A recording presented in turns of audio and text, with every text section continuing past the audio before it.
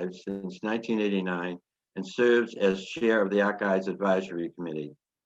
Please welcome Nancy Shrock.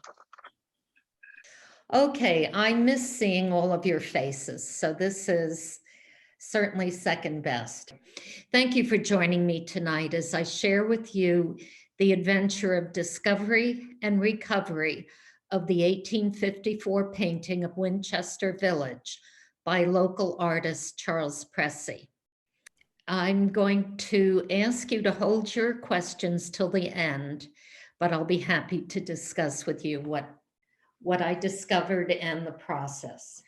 Adventure began on August 8th, 2017, when my friend and conservator colleague Sally Riley sent me an email saying that she had seen a sweet painting of Winchester in the current sale at Skinner's online auction. Intrigued, I went to their website to search their Americana online auction in Marlborough, scheduled for August 4th through 18th. The item was identified as American School, 19th century, the Old Converse Mill, Winchester, Massachusetts. It certainly looked familiar, and I checked with my friend and Winchester historian and archivist, Ellen Knight. She replied immediately, "This is ours." Ellen is the author of Artists of Winchester, Massachusetts, 1850 to 1950, which includes an inventory of artwork in the collections of Winchester Public Library, the Town Archives, and the Historical Society. So I knew she was correct. She found reproductions of Winchester Village during her research and inventory, but the painting itself. The painting belonged back in Winchester, but how could I make this happen? The estimated value of $400 was within the Society's collections budget at that time, so I began bidding. But it quickly became apparent that I was bidding against a person with deep pockets. There was no guarantee I would win. I decided to take a different approach. I called Christopher Fox, curator of American art at Skinner's, and asked for a photo of the back of the painting. Looking at it, I became convinced that there had to be proof that the painting belonged to the Historical Society. The catalog card resembled those I had seen in the records of the Society, and the gummed label was the type applied to other artifacts. I called Mr. Fox and scheduled an appointment. My husband, Richard, and I went out to Marlborough on Saturday and examined the item. When looking at the back carefully, we found evidence of a faint property stamp of the Winchester Historical and Genealogical Society, here in black and white, enhanced for greater clarity. Mr. Fox replied that this wasn't enough. This wasn't proof of ownership because historical societies sometimes sold their collections and forget to cross out the name. We returned to Winchester and could not get into the archives on the weekend because town hall was closed. The closing bell for the auction was Monday at noon. We did go to the Sanborn House to look at the other paintings by Pressey and found a handwritten label that the painting was, quote, presented to the Historical Society by Mrs. E. Pressey and Mrs. H. Pressey on July 4th, 1889. That gave us date to search against. We were at Town Hall when it opened at 8 a.m. on Monday. We got out the Historical Society minutes, which had been preserved, and the accession books, and found the proof we needed.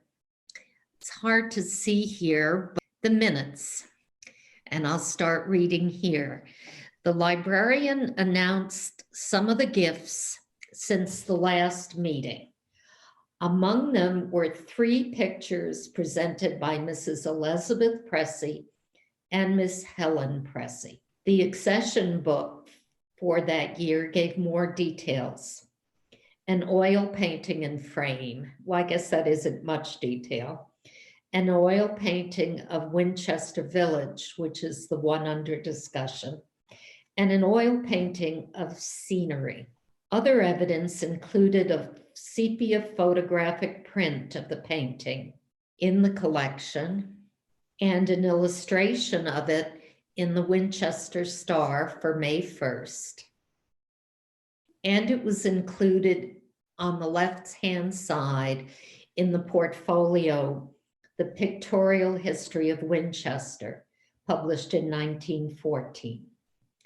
So I rushed home and sent an email with copies of the supporting documents. Mr. Fox checked with the head of the department. Meanwhile, the bidding had reached $1,800.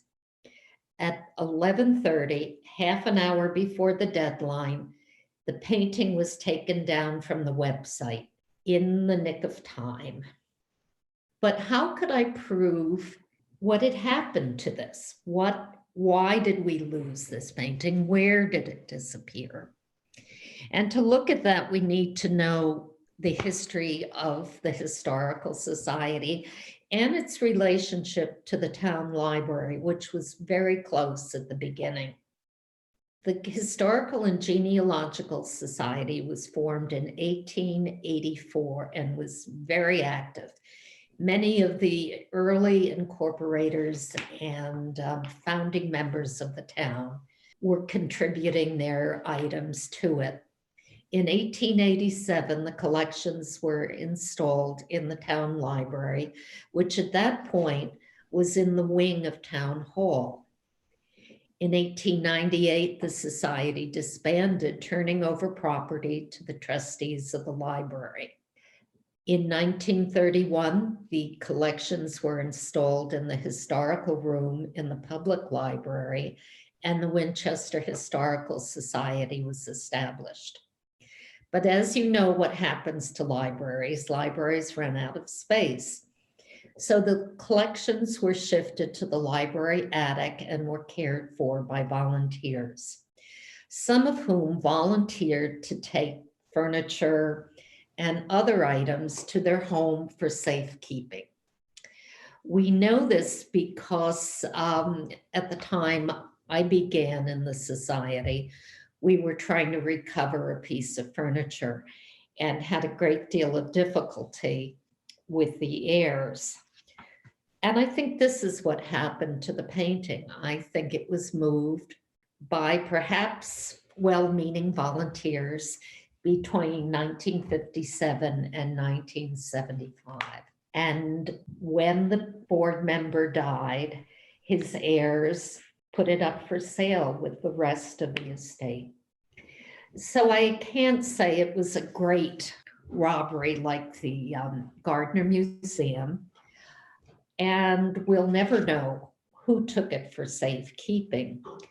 I have my suspicions that it ended up in Brimfield because the owner of the painting, whom I'll call Mrs. Anonymous, lived in Lenox. So I think it was something like that. In any case, the next step was the most difficult because I had to approach the owner.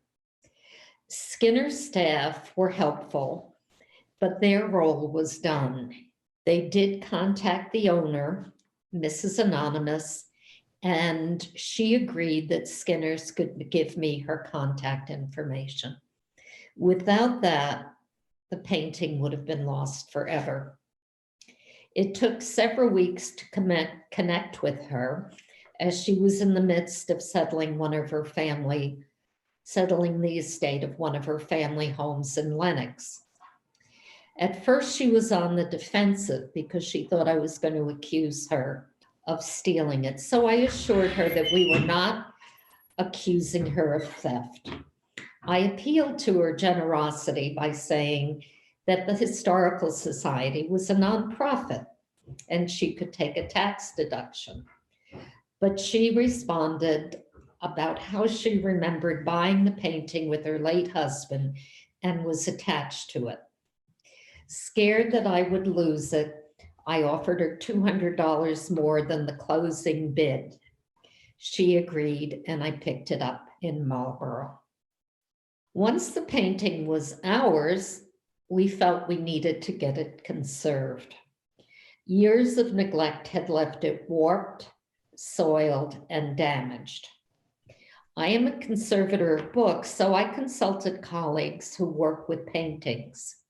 Each of us has our own specialty. I took the work to Teresa Carmichael of Carmichael Art Conservation in Bedford, Massachusetts. The conservation treatment was transformative, and I thought I would share the process with you because it always feels like such a miracle. Treatment begins with a meticulous examination after removing from a frame, and also the preparation of a careful treatment proposal. And visual documentation is a requirement. So here's the painting out of its frame and before treatments begins. There are several different before treatment photographs, each taking from a different angle and with different lighting.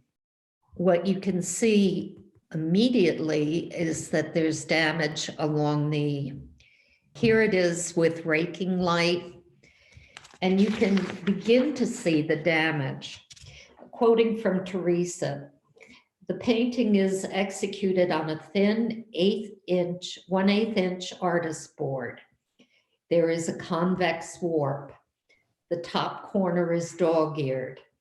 The paint layer is moderate in thickness with low impasto in the areas of the trees and clouds.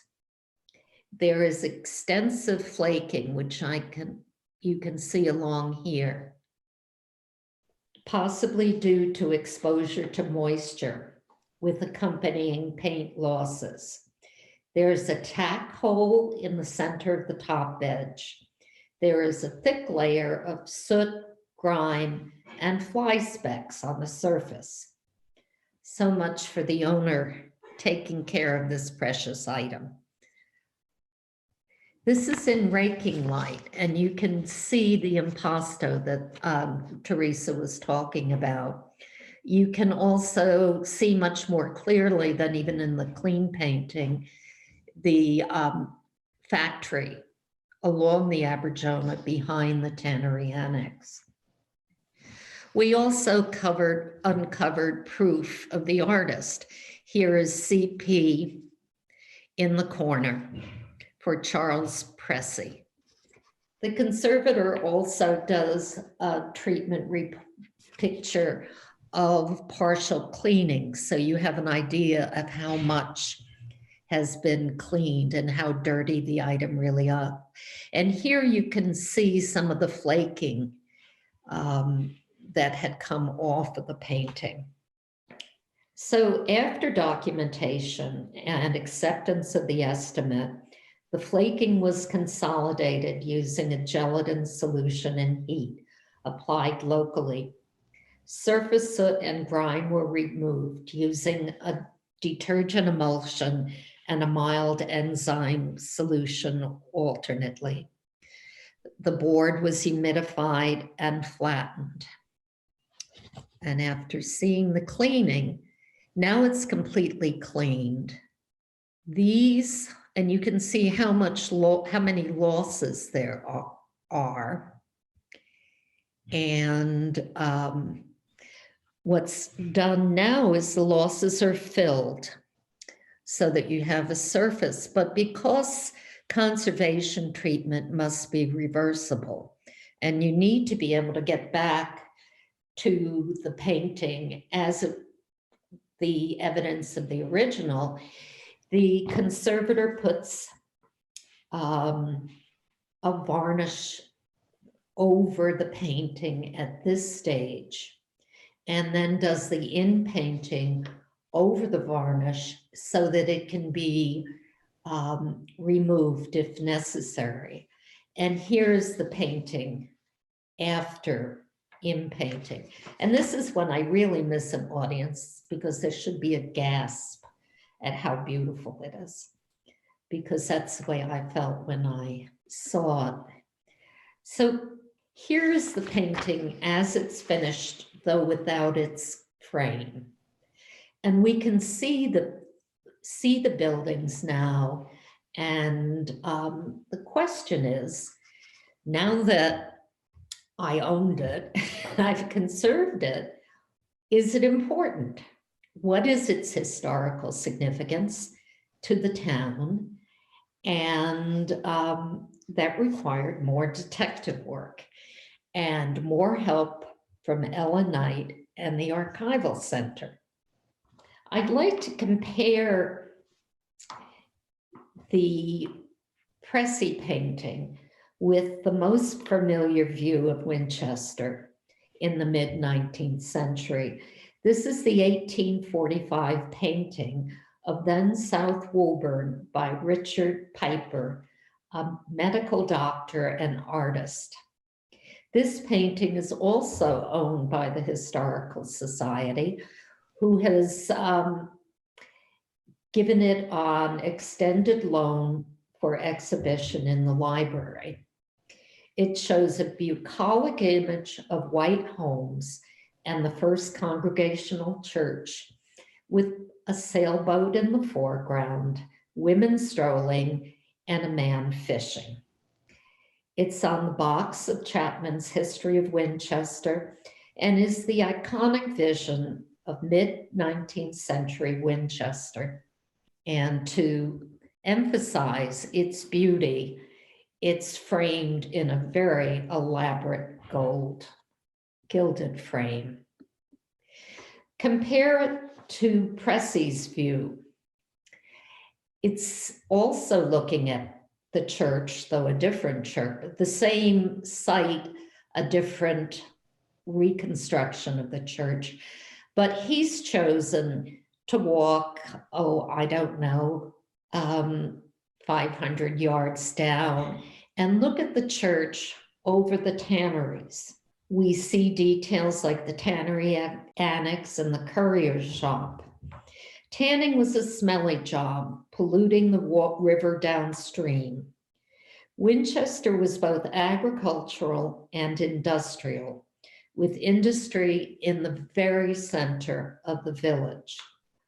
Both paintings show the Congregational Church, but Piper chose the view of homes along Main Street. Pressey chose to look to the left and include the tanneries. Pressey's painting was regarded as an historic document and accurate from the time of its donation. It was photographed and the buildings were numbered. If you look closely, you can see a series of numbers. And these were identified on the back. So not only do we have a painting, but we know exactly what was shown in the painting. And I'll go over them now and hope I don't mistakenly forward.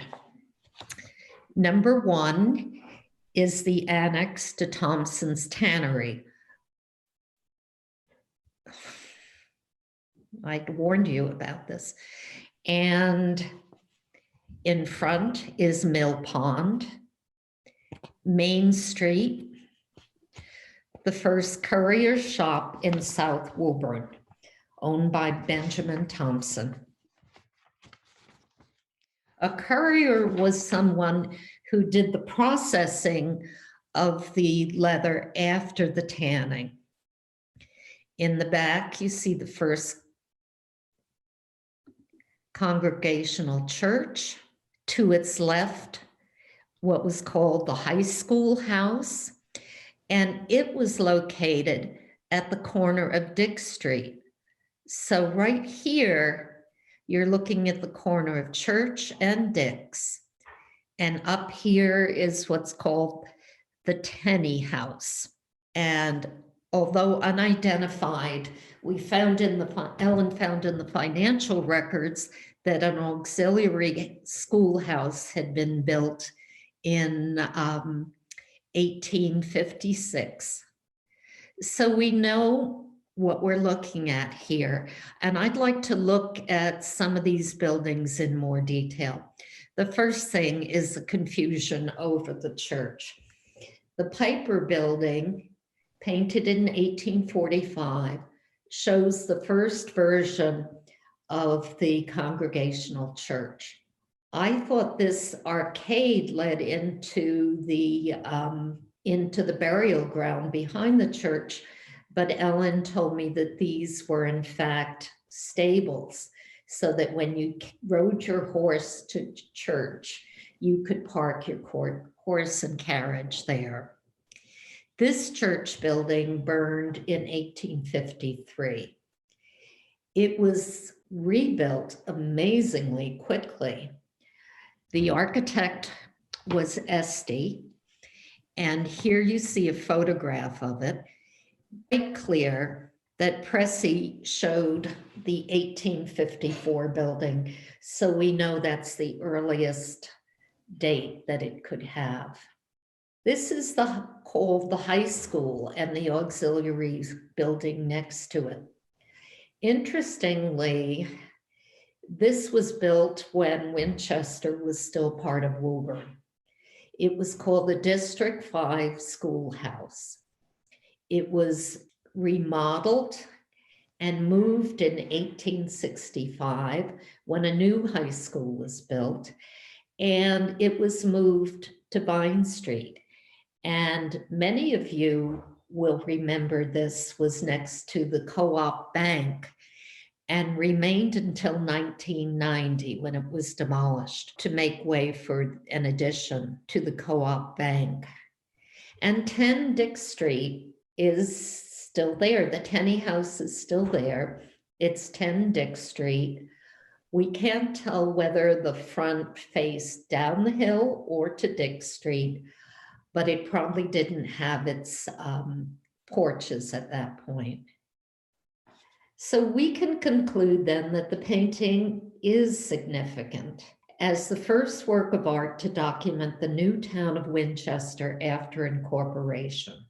Nonetheless, it is also a work of art. The artist chose only a few important buildings and eliminated others for the sake of the design. He chose the church, the high school, a stately home, and industrial buildings, each a sign of part of the new town that was going to grow up. What about the artist, whom we know as Charles Pressey? Here we see him in a charcoal drawing done by Edward Brackett, one of Winchester's leading artists. As Ellen's book shows, Winchester has always attracted artists, architects, and all throughout Winchester's history. Charles Pressey was born in Chester, Vermont in 1814. Left fatherless at age 11, he apprenticed as a cabinet maker.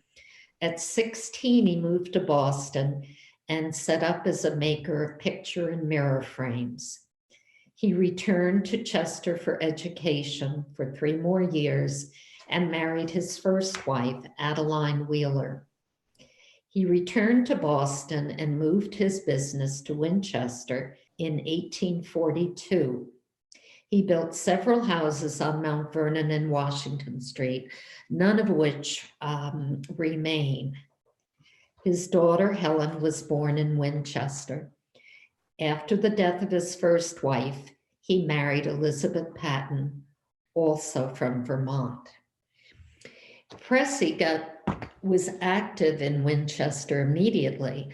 He arrived in 1842 and got involved in the movement to incorporate and break away from Woburn. He appears on the first page of the Pictorial History of Winchester as one of the incorporators. Here he is in the lower right corner at an older age. He served on the Board of Assessors and the school board. Illness forced him to curtail his building projects and he became a realtor. Doctors told him to get fresh air, so he took up painting, hunting, and fishing, which he pursued until his death at 68. This painting or sketch with gouache is in the Historical Society. And interestingly, it shows the same view that Piper chose for his, and also shows the original Congregational church. It was considered the best record of the church at the time and was included in the pictorial history, along with his view of the annex. His family donated 2 other paintings to the Historical Society, which are freer and more painterly and less realistic. This is the Bacon Street Bridge. It's fun to look at because we're used to going down Bacon Street and going under the railroad overpass. In fact, for the first 100 years, there was a bridge over the railroad and the railroad went under.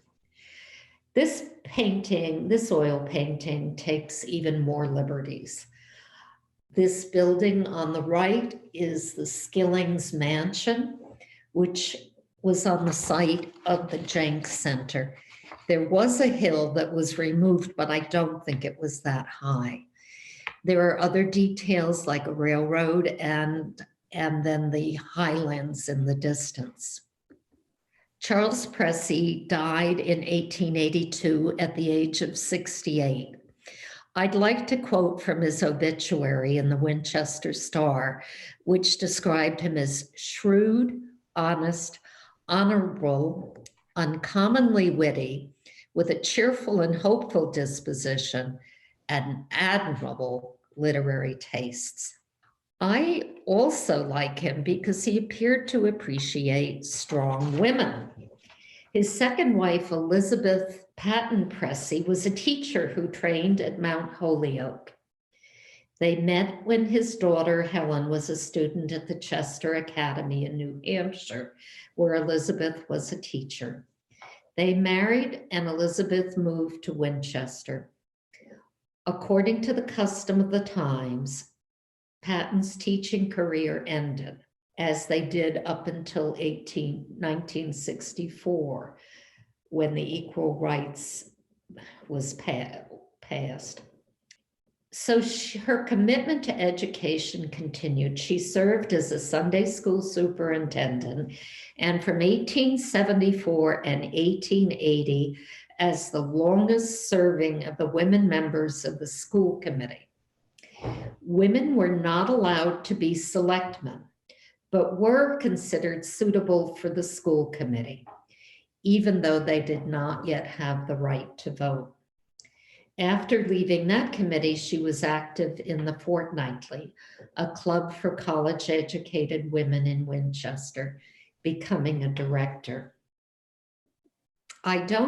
Sadly, I don't have a picture of their daughter, Helen, but she was educated in the Winchester schools and Abbott Academy in Andover. She followed her father as an artist and her mother as an educator and community volunteer. Here's several of her paintings have appeared in auction over the past few years. She studied painting privately, had a studio in the Studio Building in Boston, and exhibited at the Boston Art Club, Philadelphia Academy, and in New York, Washington, and Chicago. She did not marry. She and her father exhibited together, and her work was titled Aberjona River. I wonder if it could have been the painting in the middle here. When she died in 79, her obituary noted, nameless acts of love and thoughtfulness were a part of her daily life. All three Presseys are buried in Wildwood Cemetery with an impressive monument. It seems a fitting tribute for a family who were such a part of the early history of the town. I hope you have enjoyed sharing this search into the past, made possible because of the collections preserved in the town archives and historical society, and the people who worked so hard to make them accessible. I was listening to an archaeologist on a podcast who concluded a well-understood past is the best way to plan the future. I'm glad that we have such a rich past. And now for that last photograph. Richard and I would like to return the painting to its home, which we will have to do virtually. I look forward to a time when we can get together in person preferably at the Sanborn House to celebrate. Thank you very much. Great story. Thank you, Nancy. So I'd like to open the floor up for some questions. And we can use the chat over on the side if you'd like to put your questions there, or if you'd like to open up the questions and just ask. I can't talk right now because Well, I'll get things started. Nancy, when do you, first of all, where is the painting going to be on display? Well, right now it's in the artifacts storage room, but Dick and I plan to go down to the Sanborn House and put it in the exhibit case with some of printouts of the documents. We'll do a more polished presentation with the other paintings visible, but at this time I want to leave it in the most secure place, which is the locked storage case given to us by ENCA with one of their grants. Excellent, thank you.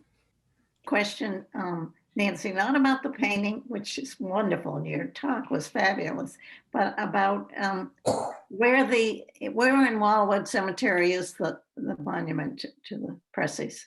If anybody was interested in going over to Wildwood, somebody mentioned, I think it was Betsy. Yes. Was it going over to Wildwood? I don't know if I could share the screen, but this is the cemetery office right there. Yeah. As you come in off Palmer Street. And this would be, I don't know if you can see my hand there. Yeah. Over to the left, almost directly to the left, off the little hill around Margin Ave. But it should be right about there, right about that little point right there. Nice. I'm gonna go over and poke around Wildwood. So you can almost see it from the tennis courts. Yeah, you probably can. You probably can, except for the slope there, but you can almost see it from the cemetery office too. Good, thank you. Welcome. I liked him with all his women.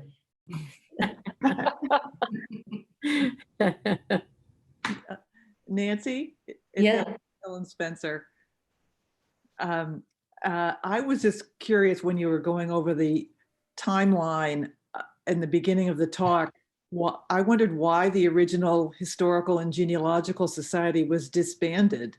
Do we know? I think that it was dominated by George Cook and some of the early leaders who were, in their 60s and 70s and 80s. And I don't know why it fell apart at that particular time. I think it was for leadership, failure of leadership, because they were so active. They gathered so many documents, maps, deeds. these all form the basis of our archives. Right. It was one of the earliest local historical societies. And then it was, 40 years or so before, Or it came back. Yeah. Yeah. It's a lesson not to take things for granted and the need to always be replenishing, which is why I am so active in and Ellen especially getting the rich online catalog and now Ellen's history online to get as much up as possible so that we don't have a loss. Yeah. So anyone who lives in Winchester and isn't a member of the society, I encourage you to join. And I'm hoping post-COVID that you can visit Ellen Knight in the archives. And if even before then, if you have questions, Ellen's always happy to answer. And I think Ellen is here if you have any historical questions that I can't answer. We do have a question in the chat. Mm-hmm. Does Mill Pond still exist? Yeah, if you were sitting on the hill in the back of the library, you'd be looking at the mill pond. But I think what you have to understand is how Winchester moved its water around over the centuries. But the mill pond is still there. It's Sandy's Island. Converse Bridge is still there. You'd be looking towards the mill dam when you were looking at those tannery buildings. And you'd have the tannery and the mills using the drop of water, the drop in the water level to run their mills and to keep them going. Nancy, how long did the restoration take?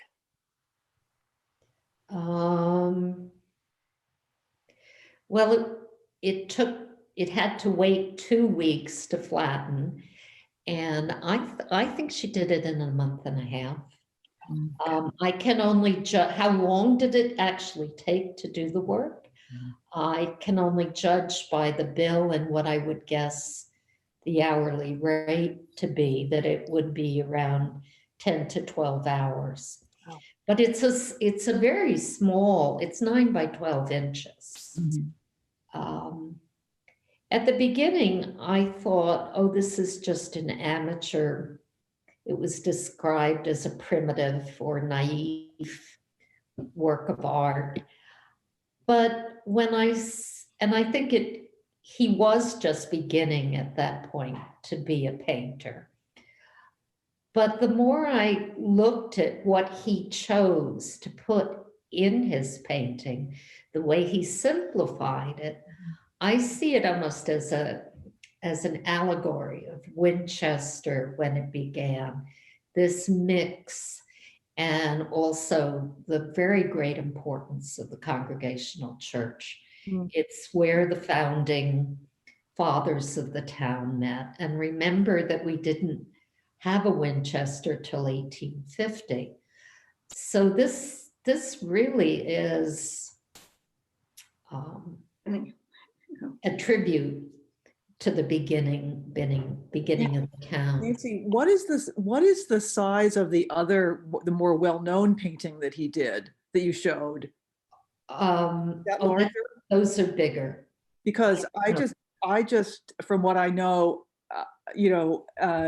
I'm just, that 9 by 12 size is almost, an artist's sketchbook type size, for like he could have, started it, on the site. I know he kind of edited things around, but that's a very small size. Well, he he did own the Cutter House, which was the library. I did not know that. Yeah, I believe that's true. Nancy, there's a couple questions in the side. Mhm. It's an oil painting. Is that It is accurate? an oil painting, yeah. You can Okay. see the brush strokes. The And- frame is original, absolutely. And it is in the same frame. I'm sorry. Dick, when that view of Dick and me, that's the painting in the original frame. Do you think he made the frame? You show that? I do, since he began as a framer. Right, And that's if you look at that painting by his daughter, it looks like it's made out of the same wood. Of the two other paintings, one is framed and one unframed. And one of the reasons we delayed my giving this is we really wanted a time where we could have all of his paintings displayed. Mhm. And I think it would be really fun to take the Piper painting, which is in the library, and bring it back to the Sanborn House for a special open house so people can see these. There are also interesting photographs in the collection that are fun to look at.